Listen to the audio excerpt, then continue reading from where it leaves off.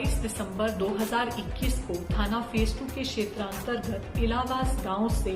एक 3 साल की बच्ची का शव बरामद हुआ था। इस बच्ची के संबंध में 3 दिन पहले 25 दिसंबर को उसकी दादी द्वारा गुमशुदगी की रिपोर्ट दी गई थी, जिसके आधार पर थाने पर एफआईआर पंजीकृत की गई थी एवं पुलिस बच्ची की तलाश में लगी हुई थी।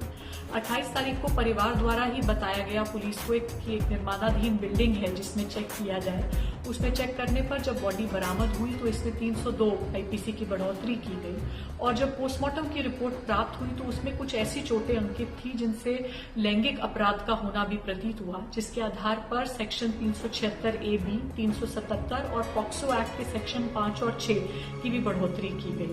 पुलिस द्वारा विभिन्न टीमें गठित की गई थी कि संगीन अपराध के अभियुक्त को जल्द से जल्द खोजा जा सके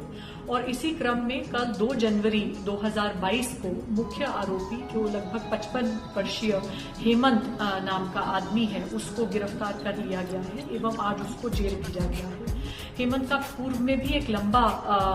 आपराधिक इतिहास रहा है और वो लूट, डकैती, आर्म्स एक्ट जैसे कई मुकदमों में संलिप्त हुआ है, जिसमें उसने लंबे समय तक जेल भी काटी है।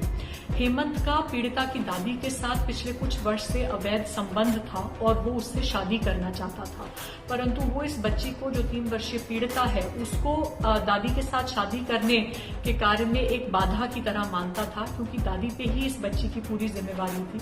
इसके अपने पिता पिछले 2 वर्ष से जेल में निरुद्ध हैं एक कत्ल के केस में और इसकी माता छोड़कर अपने मूल जनपद अपने परिजनों के पास वापस चली गई है। तो इस अड़चन को रास्ते से हटाने